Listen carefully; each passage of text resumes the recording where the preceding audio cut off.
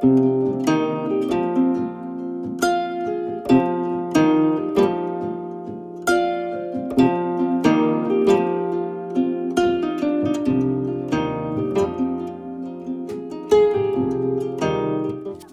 woni Kaur dande maayo min kumere Takuba mbite miɗo jiya jaweli duuɓi 70 saara men nde dañi 40 saare ɗum ɗo ha Senegal ɗo ɓen fof ko ɗo ɓe ndewata. min miɗo wiye Madou Diallo imam jaweli nde saare ɗo mi woni ɗo imam nga gorga depuis 1977 minen tagan komin fonninkeɓe min puɗɗi ɓakkugo ngal loope laamu Jawara arma ha banta jaweli o wi min nga gorga min liganto mon nga kono Allah huddira ɗum laamu Yaya Jammeh arma ɗo député ɓe gonɓe ɗo fof kala hen député arat ha ɗon wiya min nga gorga min liggoto nga Allah huddira ɗum da am nañ problème si yoon bi nawet ba jotee di ne xarfu Kawur du ñëw Kawur nawet amuñ fu ñoo jaar li ñu war a ut Kawur duñ ko am dañoo dund bu métti si nawet bi ndax li ñu war a am Kawur leen ko war a utee ji te amuñ yoon bu ñoo jaar bon foog dinañ sonn. am na si dee boo xamante ni ñun suñ moto ñëw na ba si digg ndox bi fii mu fay time boobu ndox bi dafa ñëw ba naan lampi moto bi dashboard bi time boobu ndox bi dem na ba tollu foofu noonu loolu yëpp jafe-jafe yoo xam ne ñi ngi ko doon jànkuwanteel si yoon bi fii loolu yëpp su gannaaw loolu passé soo demee ba si ba génn ndox bi diggante fii ba balaa nga àgg si boode bi boobu itam yooyu itam am na jafe-jafe yu bëri yoo xam ne ñi ngi ko jànkuwanteel foofu léegi-léeg da ngaa dem nga eb poids boo xamante ni da ngaa dem ba si biir sa lam mu damm wala nga am yeneen jafe-jafe yoo xam ne sa biir moto bi la te ɗo si wona han goɗɓe hen simbara ndewoyta ɓe ndewoya Diané Kounda nga gorgat ɗo ko ha frontiére to nga woni dañat immoriɓe Sénégal ɓe heɓe ɗo ndewa kono siyama ha ndiyam woni ɗo oto yimaɓe ɗi mbawata ɗo ar waxoon na dana liggéey yoon yi de loolu gis neen ko dégg neen courant itam boobu na gisaguñ ko waaye yoon yi moom gannaaw léegi si affaire yoon bi lañ nekk boobu wax boobu moom dëgër na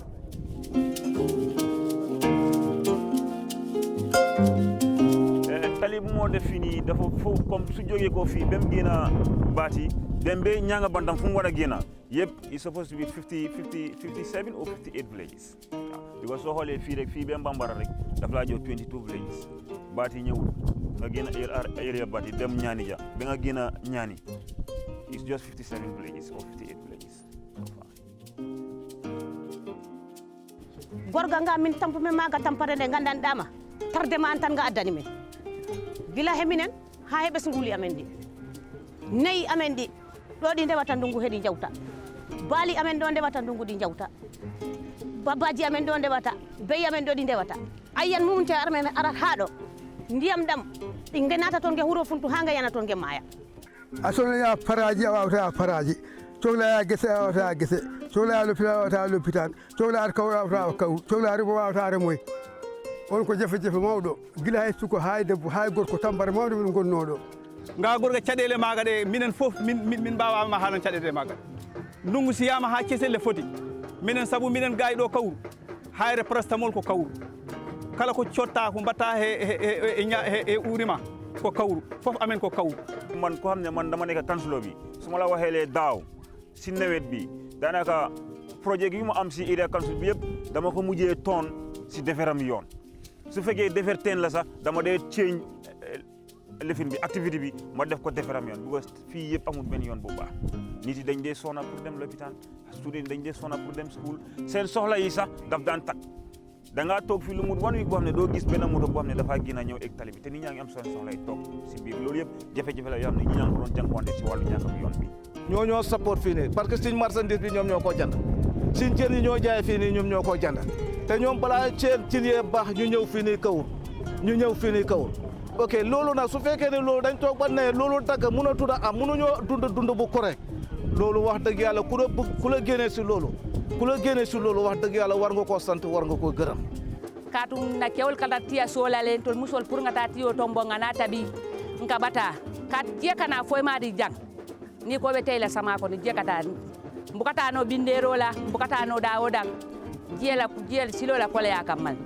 woto bi ning nata mo soto president nata kabe ma ko la ni siloto tol fo kontano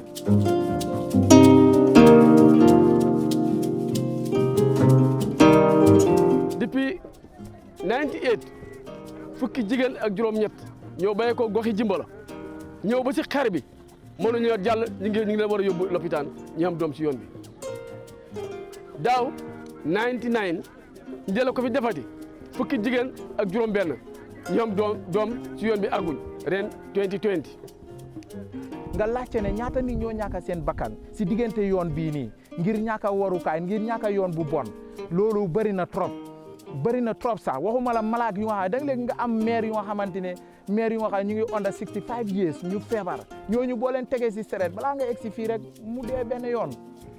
min mboɗo won diye hay bloc he ɓesngu ittumomi ɗo jibinmi ɓiɗɗam mo mbandi mi mo dañ gilangan mi heɓa ɓiɗɗo nawami l'hôpital ɓe mbi yiɗaman ɗam ƴeŋma mi dañma ɗo balɗe tati nawami Farafeñe dañmi toon ñalngu ha ngu arti gartiɓe ɓe mbi kam iɗam maɗam ƴeŋma bila ñalngu ñande ngu docteur mo wi kam iɗam dañcuɗo keɓɗo ɗum e hay bloc keɓɗo e dañcunga ɗum liɓatama ko na wonta sello bila moon jamanu mboɗo won diye nde hoore ha ɗo jareten ɗo tey da nga dee gis ne fii sax nit am problème sax ñu oo ambulance bi dafay ñëw ba fii gis yoon bi rek mu ne du ma mun a ñëw fokk ngeen génne ko si tali bi soo ni nga koy génne si tali bi boobu beneen jafe-jafe la. si guddi ñëwee fu kenn si feebaree foofu balaa moo dem si lopitaan bi dañoo sonn noon fekk ndox mi fii laa yem.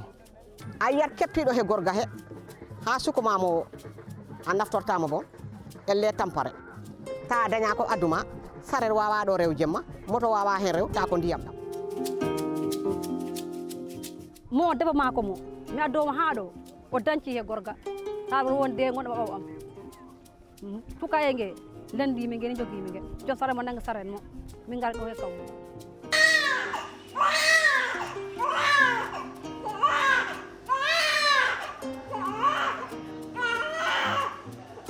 ban nawet nag te hôpital dañ ne kuy am doom léegi da nga am sa hôpital bi te amoo yoon boo jaar foo nga amee ko si yoon bi baa nga amee ko si kër gi te loolu yëpp ñàkk yoon la rek. da nga dee gis docteur yi dañ dee wax loolu ba tey lan moo tax fii duñ dee dem nos ñun dañ dee ñaan docteur yi si boppam ñu dee ñëw waaye ñoom dañ dee bëgg a ñëw sax fii pour dugg si biir dëkk bi daf fi nos waaye yoon bi baaxul.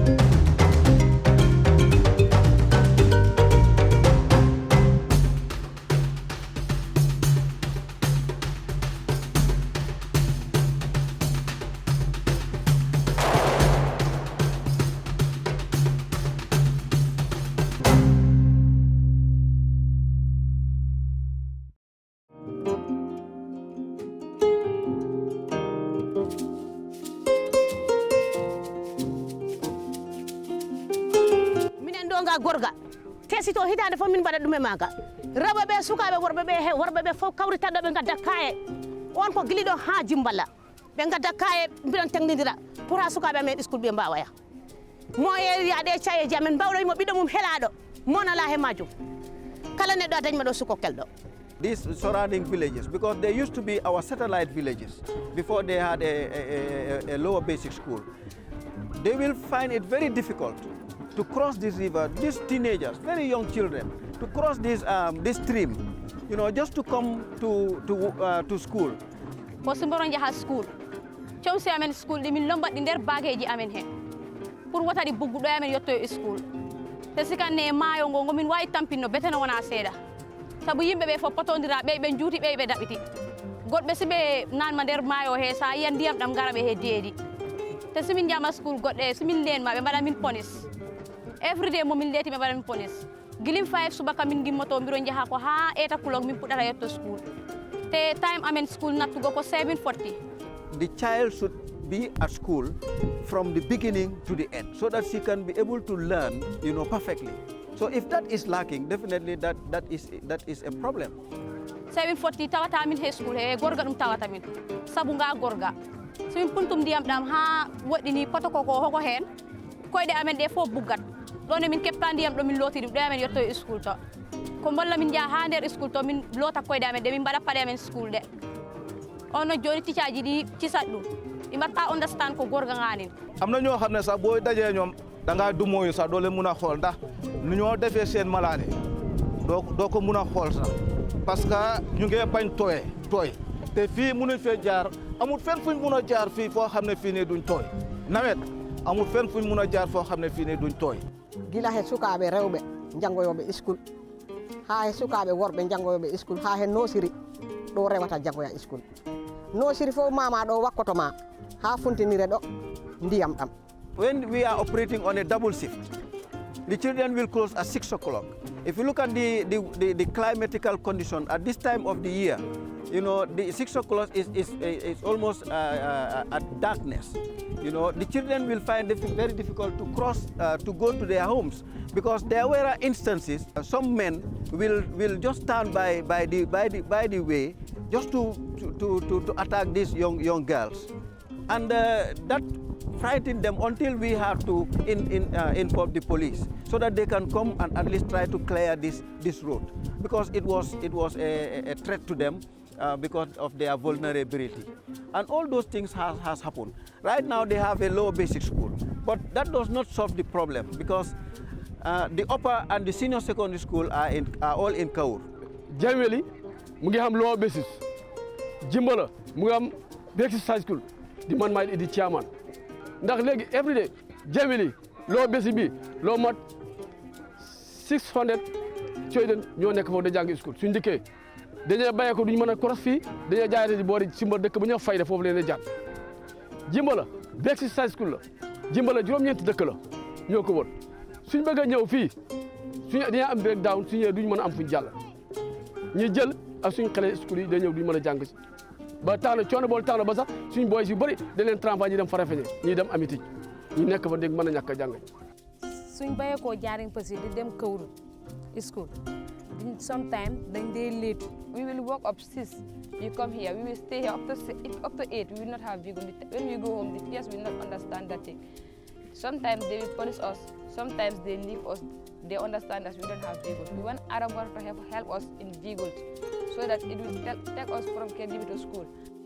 Dañ dee fekk gaay start lesson dañ dee fekk gaay dem double period or single period daf ñu dee affect lool suñu exam. Sometimes suñu waxee yéen nga war a am paper 7 balaa ñu dem auto fi bi egg dañ dee fekk gaay start especially su waxee final exam sometimes dañ dee def sa first paper bi sax. Students yi sometimes sax pour ñu dem school nawet problème la because nawet da ngay gis ne mu ngi taw yoon bi mu ngi am ndox nga gis student bu nga xamante ne si under 5 years wala 10 years mu war a dem school te yoon bi mu ngi am ndox dafay nekk difficulty students yu bëri bàyyi neen dem school because of yoon bii rek students yu bëri boo demee tey si dëkk yi fii nga laajte ñaata student ñoo fa nekk yu nga xamante ne demul school dafa bëri na trop.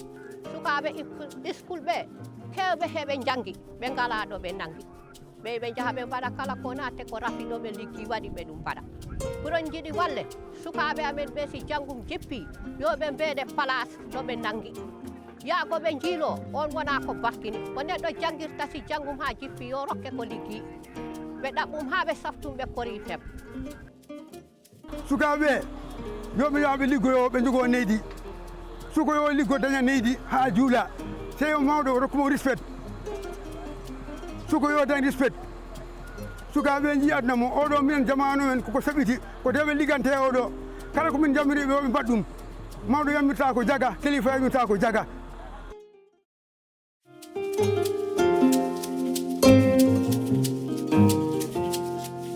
luñ dee bay fii nii lu bëri lu nga xamante ne fii sax daf dee yàqu pour nga jëlee ko foofu noonu indi ko fii dafay difficile te encore expensive biñ seedee jànkuwante expensive bu nga xam ne moom leen dee jànkuwante si yoon bi fii sometimes léegi yow diggante bi su fekkee yoon bi baax na nga war see fay fii $10 ñu ngi lay fayeeku $50 yu ñu lay fayeeku yooyu because of yoon bi baaxul tey yow nga am sa gerte wala nga am sa dugub bariwul nga war a fay maanaam baag gerte bu nekk mu indi ko ba si tali bi fii nga war ko fay $50 si seret wala nga war ko fay $100 si moto loolu dafa difficile si ñun baykat. te ndu tundu amen rewɓe ɓeyde ko tampuɓe haydara ala he nde ɓarde ko ngannduɗaa ko debbo waawi liggoro daña ɗum wona bana ɗum wona jeygu ɗum wona ndiyam. pareta ɗo kuwola ɓaɗa man sa ninga silo soto aliyem ma koye sene rango to ani machine tourlango ñojurlango man tourango ani sene rango katum senote keno la masingo koma pawatila ninga soto siko bo keno ala mile grondu andu amen du batati grondu li gondu parkna mi ngop tumbu lamdam mi ngala masin ko bo sindi am toma mi mbaaho sindi am artum dum diño mi ko bata dum tuti fo jama moy ha mi ligaman tampu min dañi joni kala ko min dañi ko he doole amen minen nguure maayo ngo wonno doole amen maayo ngo yakki men ngalata amen liggi minen dutundu rewɓe liggaki min liggaki ko worɓe ɓe tan liggoto worɓe amen ɓe ko mayata ko he maɓe ɗum hulɓini sababu ɓittede wonno ɓittirta hakkilmamo dara ɓiɗɗo ma ko addu debbo ma ko addu surga ma ko addu hakkilmamo jiɓoto ko ha dem balle maɗe ɗaɓɓita mbiɗon tori yo wallu min liggo min ngala gadinaji yo wallu min keɓa gadinaji min keɓa ndiyam min keɓa machine aji min wona ima ɗe juuɗe am bawle ngoni e maje te ko ungo waɗiɗe ni te wona min tan ko kala debbo gonɗo he gaay ñun mbay mooy suñ liggéey te si foofu lañ mun a amee xaalis si lañ mun a toppatoo suñ njaboot bi si lañ mun a dunda si lañ mun a jox suñ doom yi ñu dem school si lañ mun a jox suñ jigéen ñi ñu dem hôpital. jigéen ñi dañ dee sonn fii trop muy si wàllu mbay mi muy si wàllu dem ci marché bi bu ñu xëyee si marché bi la ñoo dem te boo ñëpp nar a ñëw si marché bi mënuloo ñëw jafe-jafe la.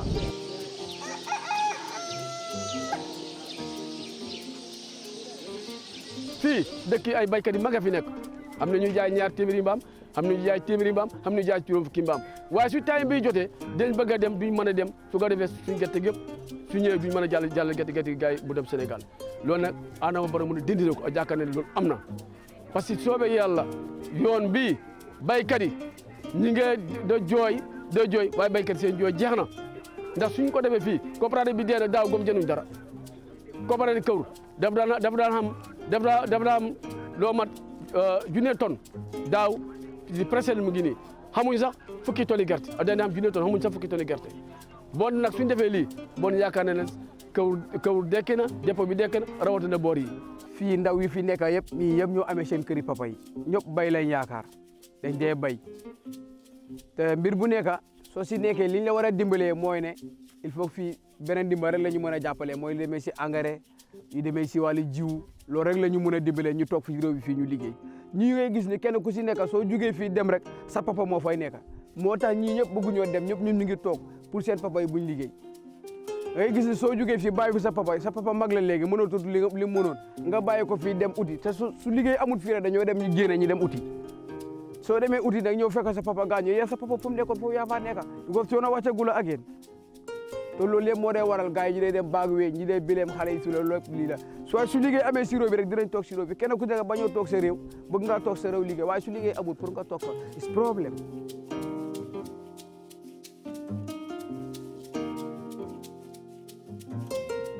ñun fii baykat leen ñun dañ dee bay gerte dañ dee bay mboq dañ dee bay lu nekk so sometimes ñun amul fi mbaket boo xamante ne di nga mun a jaay mboq di nga mun a jaay gerte di nga mun a jaay dugub foog nga dem luumo soo luumo fu ñuy dem Kaur la ñuy dem te su ñuy dem Kaur yow xam nga baykat du am xaalis fu muy amee xaalis moo ne mu jël si gerteem bi mu dem Kaur mu jaay ko mu am xaalis mu mën a faj doomam mu jël si gerte dugubam bi mu jaay mu mën a am xaalis mu mën a jox doomam mu dem school yooyu yëpp loolu yëpp baykat si foofu la koy am si luumo bi te problème la pour ñu am yoon bi ñu mën a jaar fii nii pour dem si luumo yi problème la.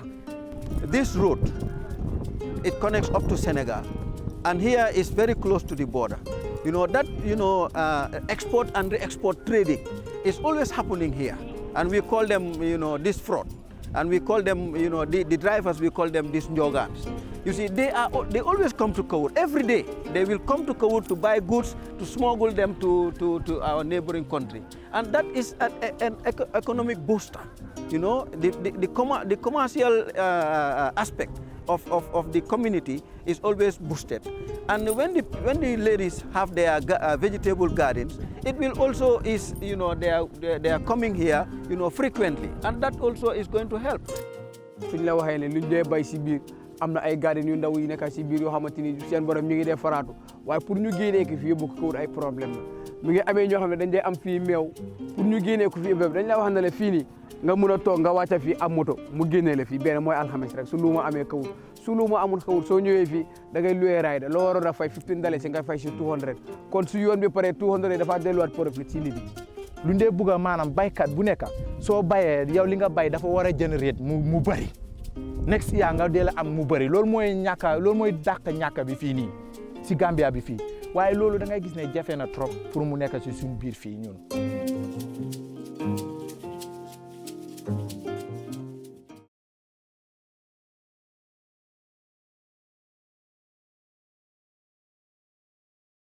The Gambia National Petroleum Corporation is the country's national oil company. For the past 17 years, GNPC has continued to deliver excellent services to all Gambians, from individuals to corporate clients. At GNPC, you are guaranteed the best quality fuel in the Gambia.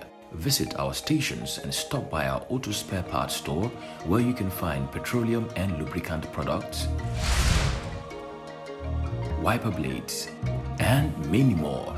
All these provided without delay.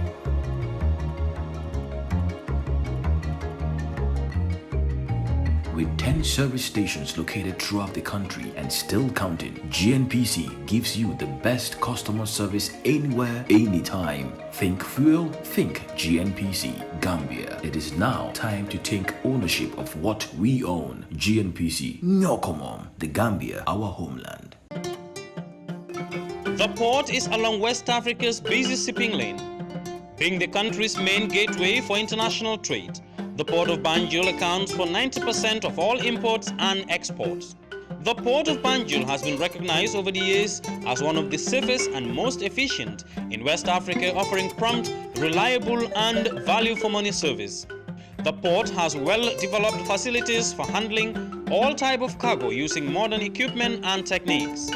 This infrastructure, combined with a competitive and flexible tariff and a dedicated workforce, ensures quality service to its esteemed customers at all times. The port acquired modern cargo handling equipment, ensuring high degree of operational efficiency, which guarantees fast vessel turnaround time. The port of Banjul is unrivaled in Africa for its simplified trade documentation procedures, thus fast customs clearance. It has a deep sheltered anchorage with no record of piracy, thus making it one of the safest in the sub-region. Gambia Ports Authority, ready to serve you better in line with its corporate mission statement to excel as a leading maritime center for trade logistics and distribution.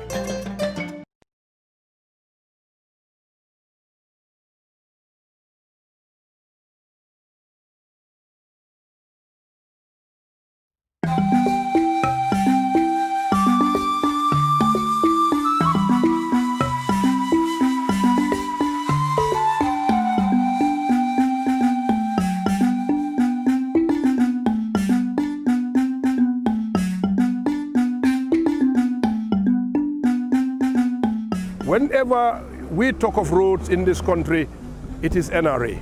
Of course, with the blessing of the Ministry of Transport, normally they are the contracting authority, but when it comes to implementation, from designs to construction and eventually the maintenance, the upkeep of those roads, it is all the responsibility of the National Roads Authority. I would want to stress maintenance here, because we don't just build roads and allow them to dilapidate over the years. So we keep an eye on them on a yearly basis to make sure their design lives are, of course, met. That is exactly what NRA stands for. You can cover ñaari divisions. Tundu Fula be wole Mara. North Bank region. Kerewan Tundo. Ak Central River region. Anin Makati Tundo, CRR. Now you want me net? Sai silo dum. Ben a project la. Ako dogu kilim nemo. Project North Bank Rural Roads. Wole mo ma fo la North Bank Tundo do ala yirwa do 86 kilometers la. Ado kilometer tan say ni wole. Lot 1. Do ko la fanna folo. Mom la yo ariski. Yo wole di ariski compagnie la wole be. Moy ngir Sanjar sama Sanjar. Sanjar sama Sanjar. Wow, bobu 38 kilometers la. Kilometer tan sama ani sayle. Which for both characteristics of 7-meter carriageway and 1.5 shoulders both sides. Double sealed with safety measures like guardrails, road marking, drainage structures and speed bumps. The roads have been designated to high standard with high quality, signboard, curbstones, mark posts and cat eyes.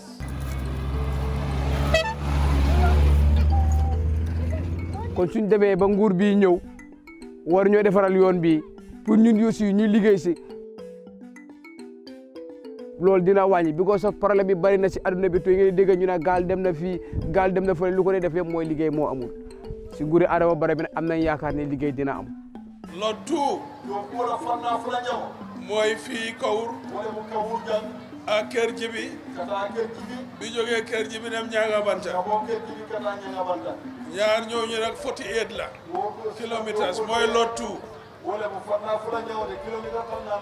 48 kilometers will be one of many CSE successful projects in Gambia, and it will be delivered in 16 months. So gisee na ñu jox ko ñaari contractors. Ariski ak CSE. dañ bëggoon a wàññi time bi. instead of ñu def ko 32 months. ñu isi ñaari contractors yu mag. mu gaaw. ñu def ko in 16 months. March 22. dina yëpp na jeex. government bi ñoo yëkkati seen xaalis defar yoonu Kër Jibi wi defar yoonu Sabax Sanja wi kii ngeen Sanja fële defar yoonu Kaur bi yooyu si xaalis boobu noonu si government la bàyyi.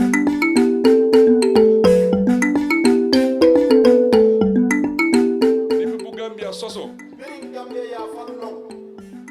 86 kilometers. xaalis Gambia rek kenn bokkul ci fekk nguuri Gambia moo ko moom.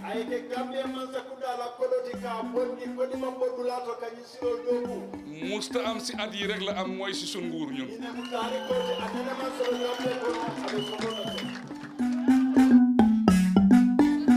liggéey doo réew doo liggéey nga yaakaar beneen réew ni moo laa dimbale. su nekkee yoon bi bitim réew lañ ko yaakaaree woon.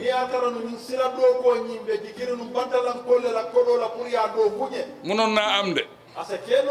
waaye mun na laa jël tout temps balaa ngaa am liggéey réew. loolu tax balaa ngaa yaakaar keneen da nga war a yaakaar sa bopp.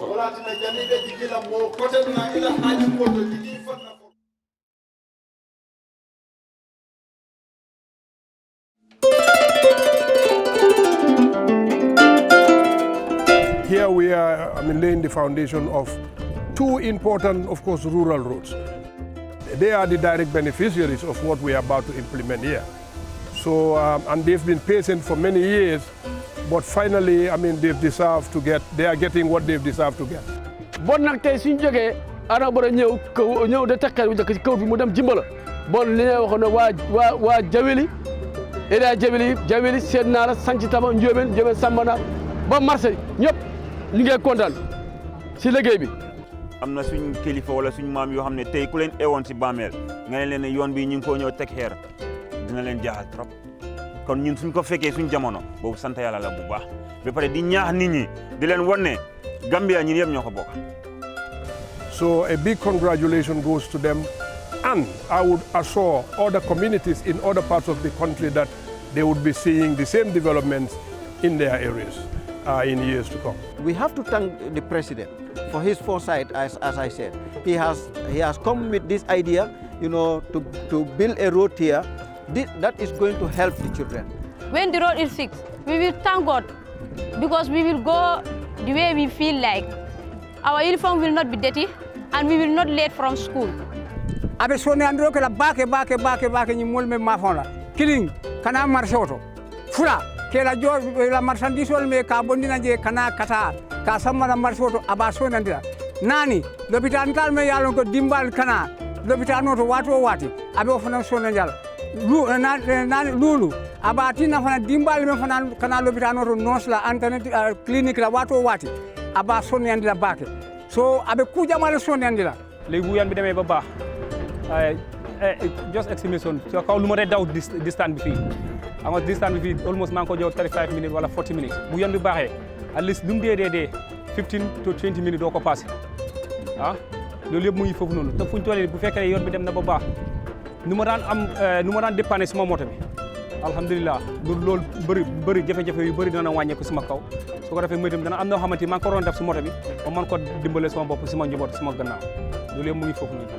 bar Adama Barrow filata nata man sakunda hana ma sanjilu lo soto tol fel nga silo soto alhamdulillah tento man soye oto keta kontaan ku balti waaye ñun Adama Barrow lépp luñ ko tawar rek xam nañ ne dañ ko xam Adama Barrow yàlla ñu ko andil fii dafa mel ni nim def yonent bi si yonent yàlla Muhammad sallallahu alayhi wa sallam ni ñu xamee yaakaar si moom Adama Barrow loolu la ñu xamee mooy yaakaar si moom. minen ga gorko jaggiyan tanga wayno liggiiɗo aduna maayi tawi ali janna ta noon nga wayni nga jaggiyan taɗo wayno ko liggoto ko jaggi mayata waya ta mayata a lakki kono nga ma jaggiyan min jettum Allah e nelaɗo sallallahu alayhi wa sallam min jettum Adama Barrow min jettum ndewɓe he mako so yoon bi kon su jagee daf ñoo indil njëriñ bu bëri da nga gis ne yéen docteur yi dinañ mun a dugg si biir ñëw defal xale yi jigéen ñi noos jigéen ñi dinañ mun a dem noos anytime jigéen ñi dinañ mun a am doom si biir hôpital pour docteur yi man leen di leen dimbale so da ngay gis ne yoon bi su jagee dafay nekk lu nga xamante ne lu yokkute bu rëy lay nekk si suñ biir fii dafay yombal suñ everything mën naa la ko waxal. We are very happy for for having this route, and we will cherish the government of this country because this is the government of the day. Hence, it is the government of the day. We cherish the government of the day, and we give our moral support as far as development is concerned. ndax yoon bi ku ko jëlee bii da ngaa jëlee fii nga dem Diamagadio dem Kaffrine dem Kaolack dem Dakar bii mooy national route bu nekk fii mën na lu su amee ñu ngi si gërëm di leen sant. nit ñi kontaante bi ñoo am ak njëriñ bi ñoo am si fii nii te moom mu toog fële ba pare di bàyyi xel fii nii dëgg ñu ngi kontaan si affaire am trop ñu ngi kontaan si affaire am trop. suñ defaree tali bi dinañu mun a baax lool si ñun parce que léegi suñu awee nii suñ béyee ko jaareen ko si ñi ngay dem school Kaur dina baax si ñun parce que moto yi suñ teel a jóg dinañu mun a yóbbu.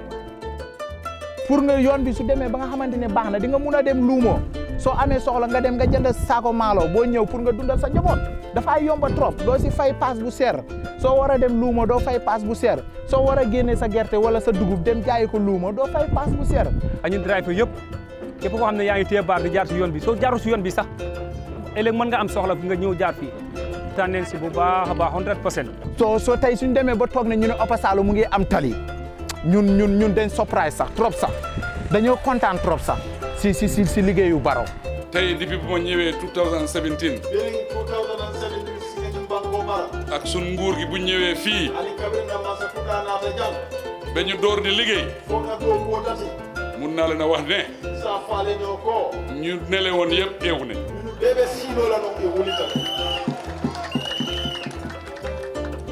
ñu dawoon. ñëpp si nañ. ñu muumu. ñu ngi wax fu mu nekk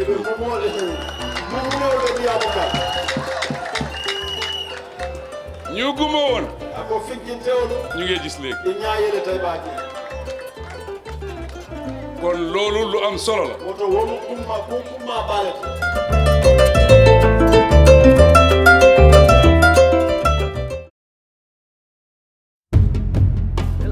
Democracy, if one is to interpret it or to define it, in a very simple term, government of the people, for the people, and by the people, and freedom of expression, freedom of movement, freedom of worship.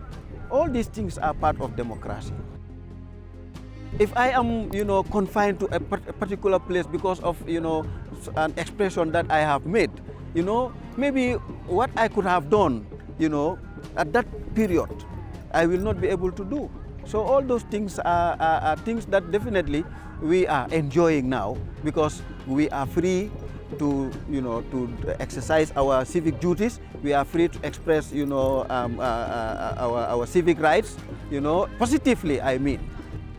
ñaar fukki at ak ñaar ma ne la man suma alkaali man suma papa moo nekkoon alkaali suma papa moo nekkoon alkaali nguuru yaa APRC ñu ne suma papa opposition dañ nangu tampe bi ñu jox ko keneen si dëkk bi foofu te loolu lu ko waral démocratique amul. li nga xam ne nag dañ ne ñu def ko nañ try ci kéemtulaay kattan ñu ne tam ñu ko def buñ ko defee rek jàmm rek mooy am ni ko doon police yi sax duñ fi am benn njëriñ.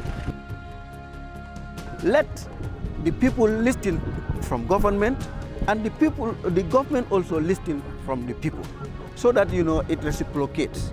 What things can go, because there are certain things that maybe the government would want to do, and it is only the people who can remind them. It's only the people who can tell them, and then it makes work very easy. So listening to one another is another very important, important point. waaye Adama Barrow dafa firi doomu aadama yëpp ku nekk lu la neex nga def loo bëgg a def dem ko def seetul la moom mu ngi seet développement ni réew mi ndax su man dafa seet développement réew mi léeg-léeg nit ñi da ko xas loolee nit ñi ko wax waaye Adama Barrow defu dara mu ngi liggéey.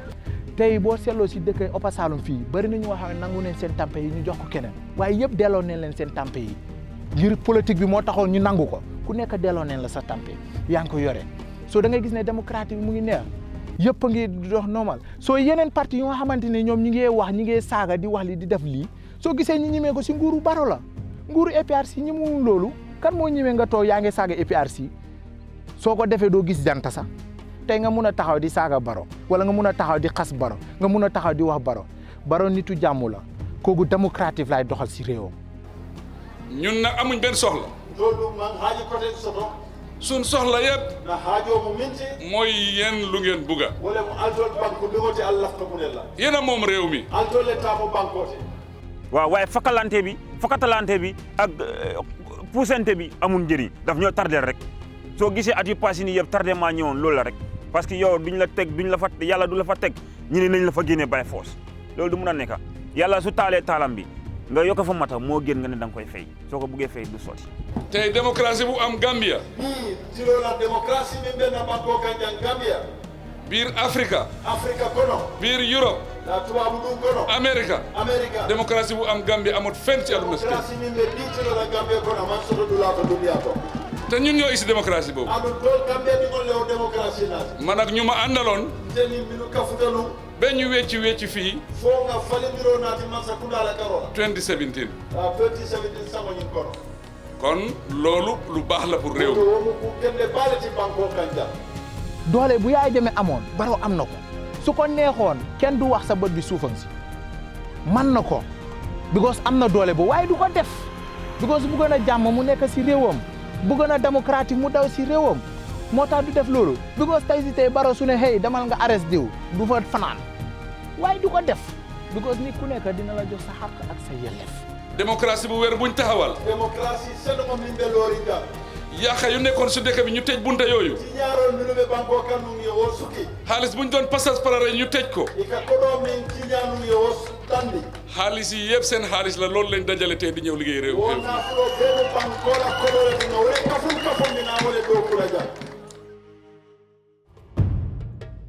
Adama Barrow ñëw nag xamul kii UDP la xamul kii ñëpp la boole.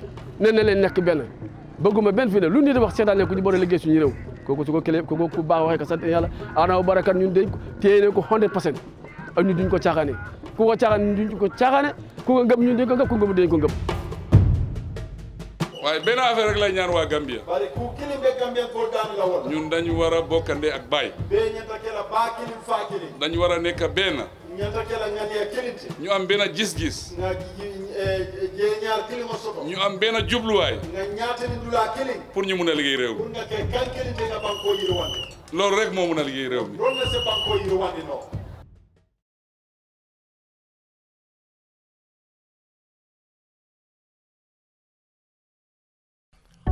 For high quality fuel, right quantity, at the right time,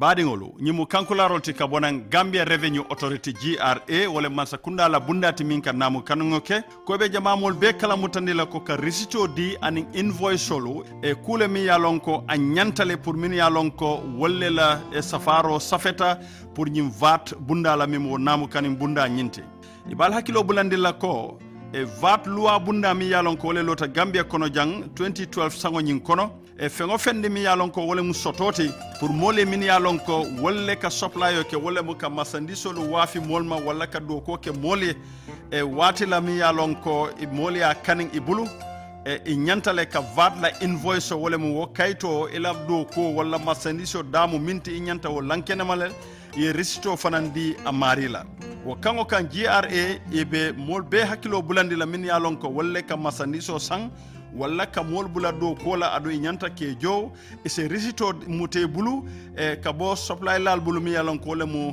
e molti minu mu safar lati walla julolo pour ñing kamala ka danken ko ila namo ñing yewo jole a ñama ka sujundi ning vat bundala min yalon ko wolle safeta ñimbe jiare bunda ñim makoy la bakele pour namo mi yalon ko wole ka censu mol bulo ñin kono isaje ko wo kodo ñin ani mananko ni namo be dunta man sakundala aran keso ñinto katu ko won namo ñin ikamin bajo ñokan wolle kay yelema ka dépasiro ke man sakundala yirwa programme la banko ñin kan woto alalla namo jo a watola pour banko la yirwando.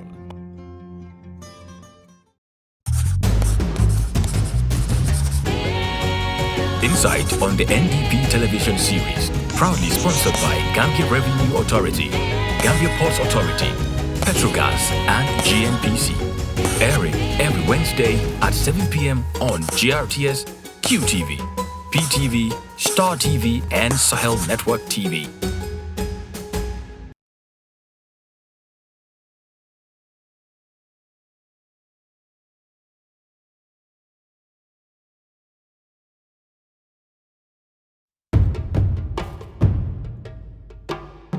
ki su la nekkale si naaj da nga koy nekkal si ker te Barrow daf ñu nekkal si naaj ñun fii.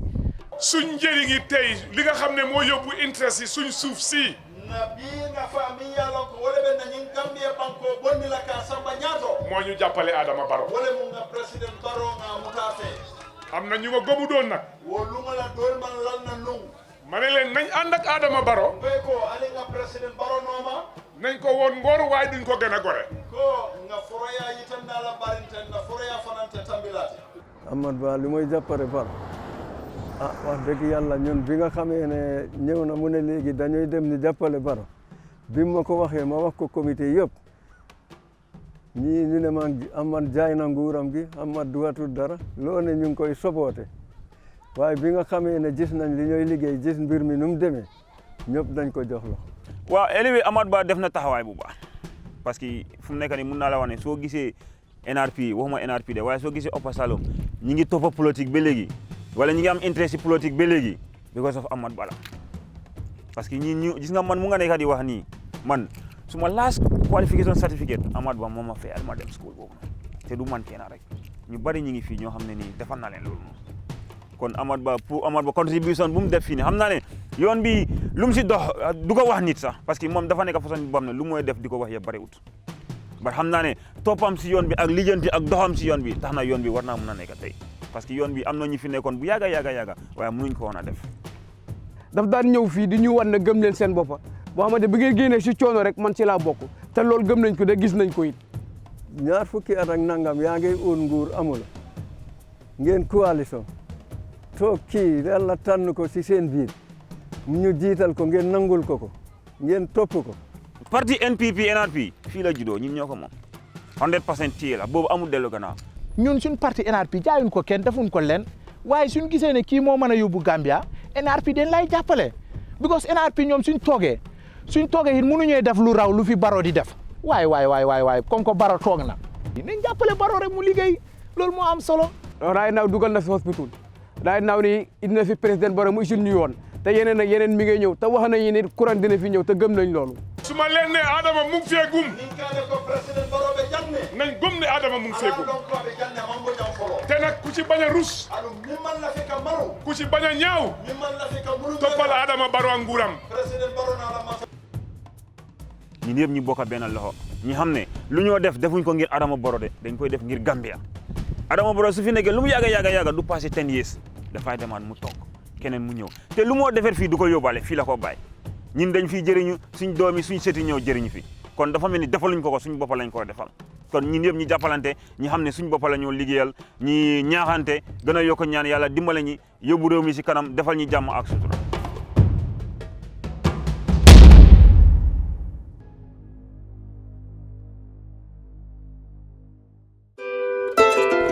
The government's development plan, that's the blueprint, is very apt. It's very apt in the sense that, you know, it is a guide to nation building. It is a guide to development. It is a guide to success. And it is also a guide to a sense of direction, because that is going to show, you know, where to go and what to do. So that blueprint is very, very important. It's a very important document. So this is what is specified in, of course, in the NDP, because expanding the road network does not mean, of course, looking at the key trunk roads alone. It cuts across the board, from the trunk roads to urban roads and, of course, rural roads. So in a nutshell, we are implementing what we have promised Gambian people in the NDP. President Barrow moom ak ñu moo àndal ci liggéeyam bi ci kontaan nañ ci ñoom bu baax a baax kontaan nañ ci ñoom bu baax a baax. Where we were and where we came from and where we are now, there is improvement, and that we have seen. Adama Barrow mu na amin nan ma ko min ji Adama Barrow lomti nelaɗo Allah mo dañi yumde ɗum dañi jering mo jogui teggin minen on min jiri mo. People saying that the national development plan is not working. The belief or what I have observed is, you know, everything has to go step by step. Suñ defaroon Gambia ba mel ni Washington sax dina wax mënuloo si dara waaye dëgg ko xam ne wax yàlla rek moo tax ngay wax ku nekk war nga xam ne dëgg the NDP is working. Man dëgg la fii laa dëkk de waaye maa ngi diggante fii ak Kombo dara umpun ma fii waaye dara umpun ma fele tamit dara umpun ma fele luy daw fele yëpp xam naa ko luy daw fii yëpp xam naa ko so man kenn du ma waxal xanaa ma waxal nit waaye kenn du ma waxal parce que xam naa si lu bari su ma la waxee ma ne leen su fekkee nu mu commencé nii la continuer before the end of next 10 years Gambia will change in all aspects si wàllu yoon si wàllu ndox si wàllu electricity. If the government put the blueprint and we the implementers, we are not doing it correctly, then that means it's not going to work. So we have to come together, put all hands on deck, you know, we very much focus and know that this is our country and nobody is going to develop this country for us apart from we the Gambians. te ñun suñ dee gis neen gis koo xamante ne moo mën a yóbbu Gambia si kanam ñun loolu leen dee gis fii koo xamante ne moo mën a yóbbu Gambia si kanam su fekkee Barrow rek moo mën a yóbbu Gambia si kanam amul kenn koo xamante ne gis ne mun na yóbbu Gambia si kanam even su fekkee ne am na sax te ñun gisagun ko te ñun Barrow leen gis Barrow la ñuy jàppale mu yóbbu. Baye tandile la ko siyaral nof mfele jang mbenna kato be kelale ye fengo fengan ye jankama mba mutale fele be de mala kanne andum be la yurwa mutale agande fu jandin faw sa yokku da sa plan sa agenda be nen ko tiede faw nimbe toñin kala wato men sa yumay def tourner bobu di tok ngamen be dogu kabrin 2017 fama toge be tay lima liggey yep ci rew nim frado jan nakumo so siala mbewole ko rale al salon be do ko men Gambia ko suma wax du bari loolu la leen tegal ci li nga xam ne loolu la jota liggey bu do ko wala koyta liggey mo o inengo diata nyaawonya do neex lamiñ ni bu ka do ko ke soru liggey sila fandote bulu amulo yobal ni me ke ko dula do le bel ban ne mabolale jongu yenn place so mo di da ngay dem di nubu.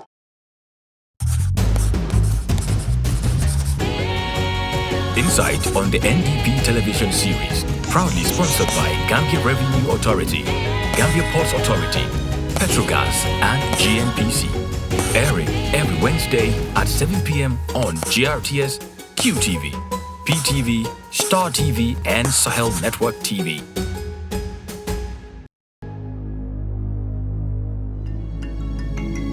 To me, I'm viewing the National Development Plan as a trend. It's not the limit of its own. It's a starting point. We start moving and then we build on top of it. And I've been always advocating and telling people, you see, development can never be put on a bottom or in a bottomless pit. It has to be consolidated as we move on. That's what development can be achieved. Now, if there is already a school, you don't need to build another school. You need to think about enrollment and how to improve that school, living conditions, its environment, and how to boost up its educational, facets and so on. And that becomes a better school. Now, the NDP, if you look at the facilities or the trend of the development, road construction, decentralization of health facilities, access means to markets, market availabilities, boost in production, machineries for limited labor, etc. This is the trend of development. If we have all these things moving on, then that means we are on the trend of achieving the NDP goals. And NDP goals is mainly aligned with the SDG goals.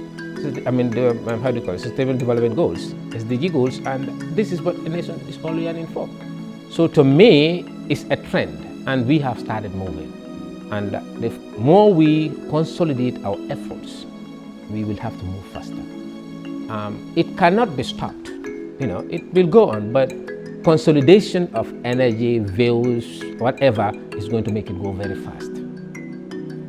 Because always dama day wax suma chairman day wara ubbi bunta ubbi sen xol yi so dege politique nit la dundé not benen du xaliss du dara nit la dundé because pour c'est soxla so close bunta bi pour nit ñi obviously kon nga lor parti bi so define ba para amul tribe amul ben tribe bo xamné ñun lifil nañ ko tribes yépp lañ amalé so ciégé MPP ni mo démé fu mu nekk ni all the tribes ñëpp ñu ngi include together so ñu ngi ubbi bunta yi té nañ mek so nañ ubbi suñ xol yi politique so tejé sa bop rek so li nga soxla doo ko am so te definitely for la li gën a important mooy nga ubbeeku pour mën a am nit ñi ba pare nga am discipline respect bi moo daf ci bokk man li ba daal toujours nit ki soo respecté sa bopp rek da nit ñi nañ la respect waaw soo disrespecté sa bopp obviously nit ñi duñ la respect so man li is my way noonu laa dee liggéey ba pare man number one Gambia mooy suma interest Gambia is first then anything else is second waaye suñ gisee ne Gambia is first rek I think things will be easy definitely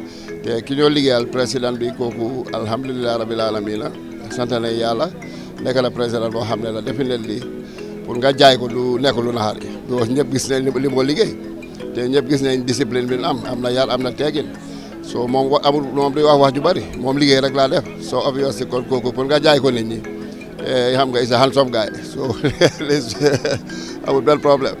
If you see, there are two governments in this country. Social media has a government, and then there is government of the day.